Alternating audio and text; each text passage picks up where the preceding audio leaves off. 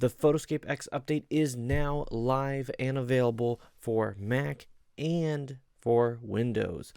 And yes, PhotoScape X 4.2.1, there it is, ready to go.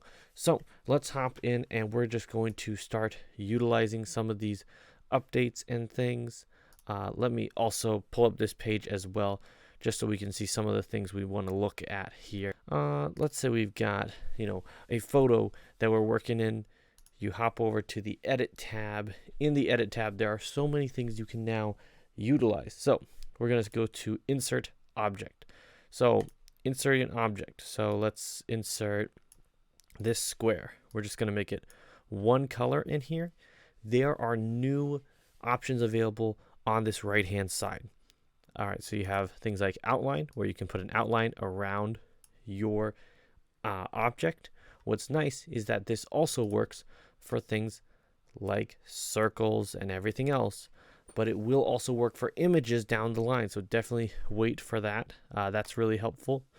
Other things in here are things like having an outer glow, so outer glow, but also an inner glow, so it's glowing on the inside. Just remember, these are also available for images. Then we have inner shadow, we have emboss, we have overlay mask, we have transform. So you have that for objects, which is nice, but when you pull an image in, that's when some of the magic kind of starts happening. Let me find an image that's going to be really useful here. So I want an image that's kind of cut out already. Here we go. Here's a photo of myself, and you drop this image into your project that you're working in. Let's say I just wanted to put my face into the image here. You've got this in, but now look at all of the tools that you have available to you. So you have things like outline.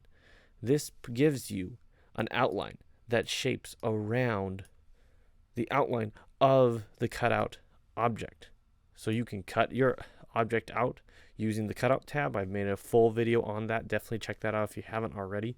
But then you can just hit this outline button and then give yourself a border. You could go white, black, you could go a pattern, you could go a gradient, you could do whatever you'd like. And it really helps to help that stick out in like a thumbnail or a promotional piece or anything like that.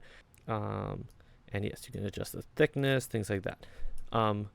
Other things, stuff like long shadow. Long shadow now works for the objects that you're putting in. You can adjust the angle and things, and you're all good there. So, but also look at this. So there's basic. Oh wow, this is really neat. I didn't actually notice this when I was just testing it out the other time. But there's basic, but there's also gradient, and there is opacity. That is really cool to show how like it is disappearing into the back. It just unlocks creative juices, and it makes you just so excited to hop into a piece of software like this. This is giving PhotoScape X new life, especially for myself as someone who is looking at things like Photoshop, Lightroom, saying the steep learning curve for that.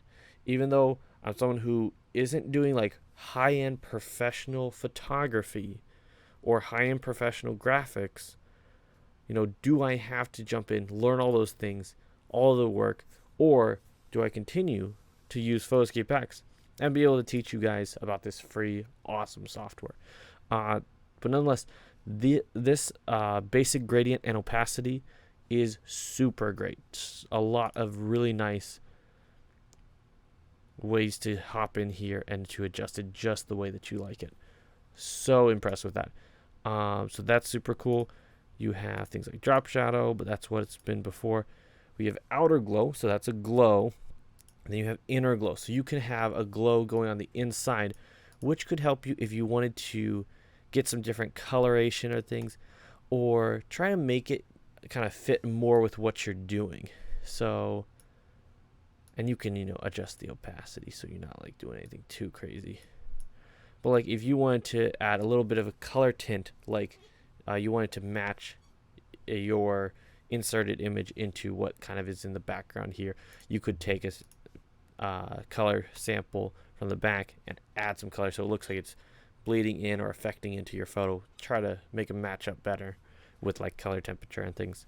But yeah, you can mess around with that. Emboss, it's giving you kind of like rounded edges on your project. So definitely you can look at that, but it's really nice to give yourself maybe a different look or feel in your objects you're putting in. Overlays, what's interesting is you guys all had to take a look at some of the different things because they were adding different patterns and stuff. I know the majority of the patterns that they were adding, if I go to something like outline, if I go to the patterns that they added a ton of different, let's see, a ton of different camouflage patterns. And what's nice is that all of these are totally free to use. You don't have to have the pro version for it or anything.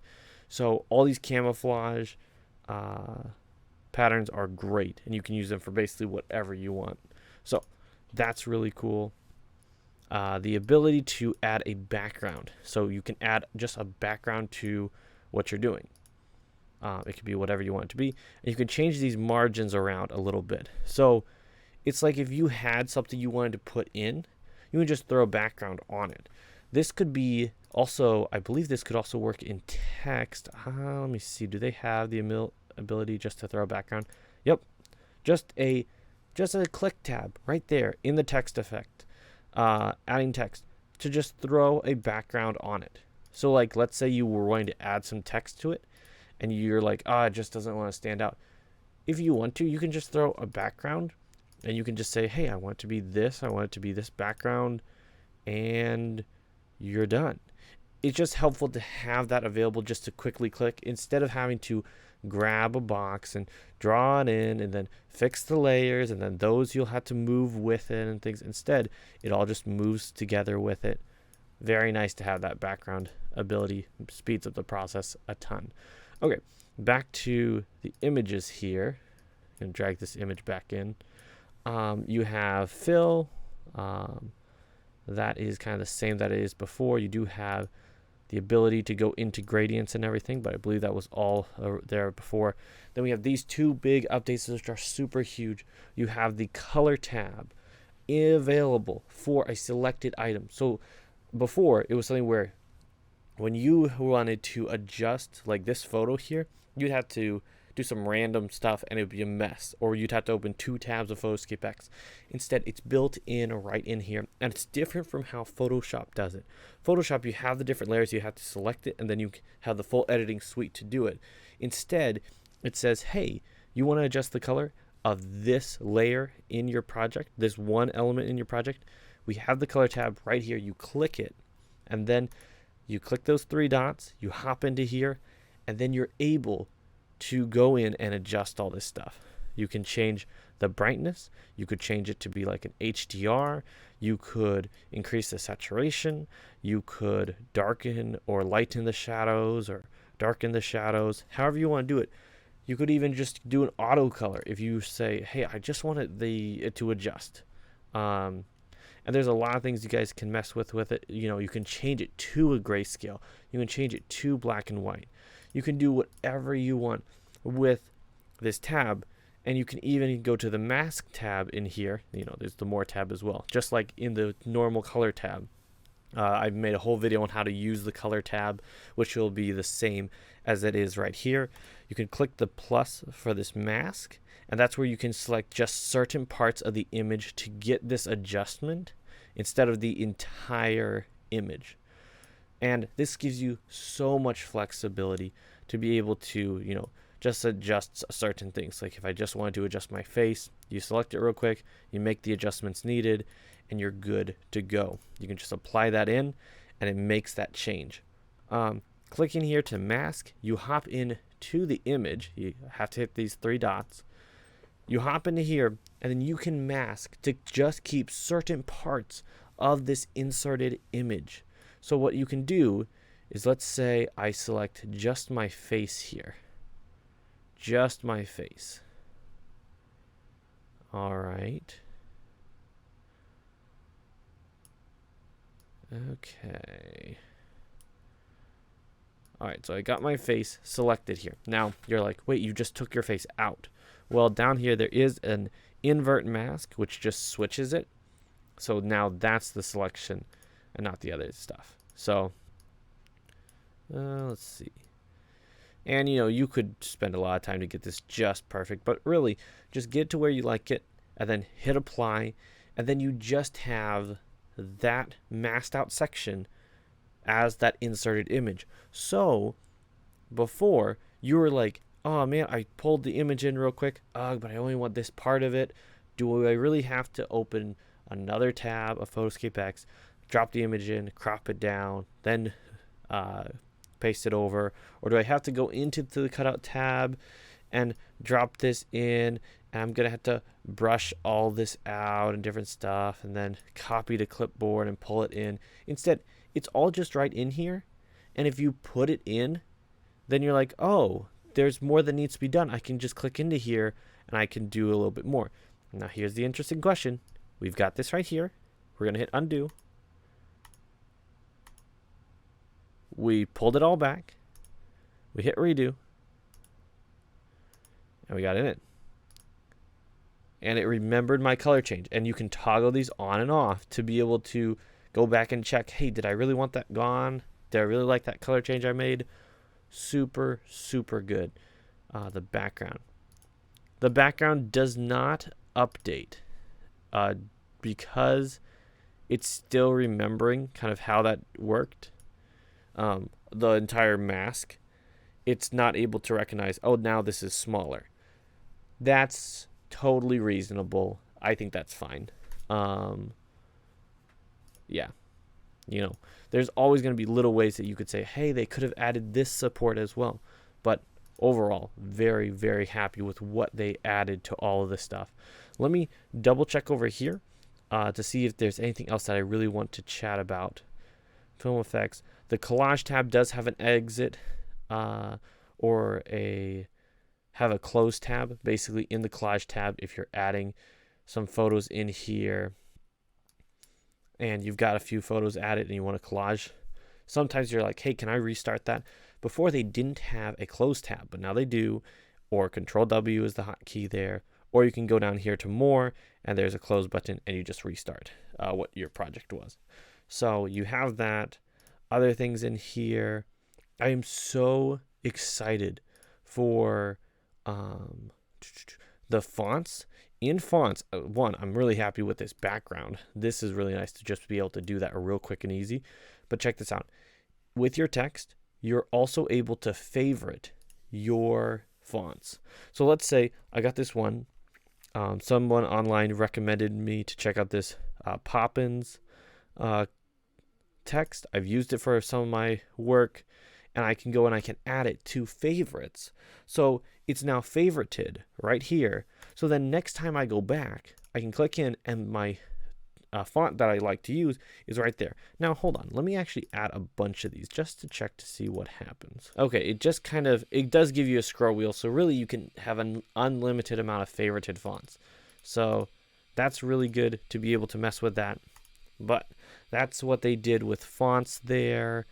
But yeah, other things with this font. Okay, check this out. Let's say we make it pretty big here so you guys can see it real nicely. They do have the inner shadow, and they do have an inner glow, and they do have emboss. Emboss actually might be really helpful for some people. Transform. Yeah, we've kind of looked at this before. That's fine. Outline, we've had outline before. But adding these inner glows and outer glows to text is really helpful to give you just more flexibility to make it just the way that you want it to be. Super, super nice. Very happy with that. And yeah, don't forget about those patterns there, guys. The patterns actually are pretty sweet.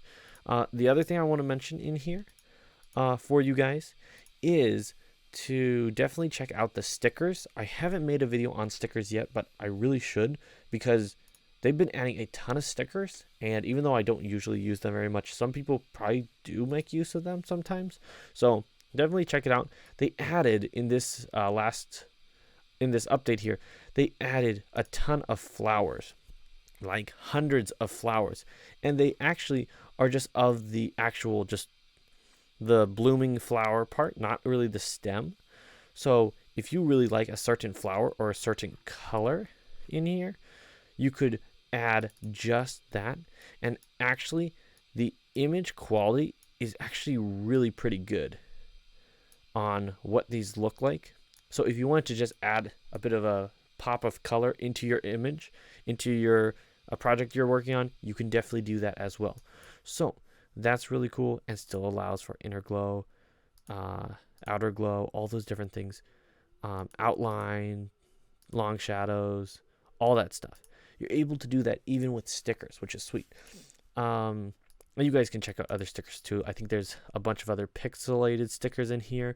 So if you guys need arrows, if you guys need thumbs up, if you guys need like subscribe, quote bubbles, or follow me quote bubbles, you can definitely do that. By the way, feel free to like this video if this is helpful. I am one of the only people on YouTube or anywhere that actually make videos on PhotoScape X and actually teach the software. So, and the current software, 4.2. So there's all those different stickers in there. That's really sweet. Then let's see if there's anything else. Fonts, we've got the WebP option when you're saving out a project. Let's say you save it out. There is the ability to save as the WebP format. You guys can look it up if you think it's something that would be helpful for you. For me and my edits, I'm not going to be using it, but you can look that up. Basically, it's just a different file type that you can save as. So that's nice that they support it. All right, we talked about all these stickers, which is really great. There's this merge selected layers in the editor tab. I don't know exactly what they mean in here. So like if you click on like an inserted image, it takes you to this insert tab, and there's layers, and you can hit merge layers, and you can merge layers. But in the editor tab, this is interesting. In the editor tab, allegedly, there's a merge layers button. But when I was trying to find it the other day when I was on Mac, I wasn't able to find that tab. So if anyone can find it, big kudos to you. I will give you, I'll pin your comment, or if you can help me find where that merge layer tab is on here, because I just don't see it anywhere. So I'd love some help with that. Then we've got down here, we already talked about those effects, the shadow and highlights filter. And then we have UI changes. I haven't checked out the printer bug and see if that's been fixed, but they do say that some bugs have been fixed. The shadows and highlights filter. Let me see. Have they been improved at all? I don't know. We'll have to take a closer look into here. Improved shadows and highlights filters. Shadow and highlights filters. Okay.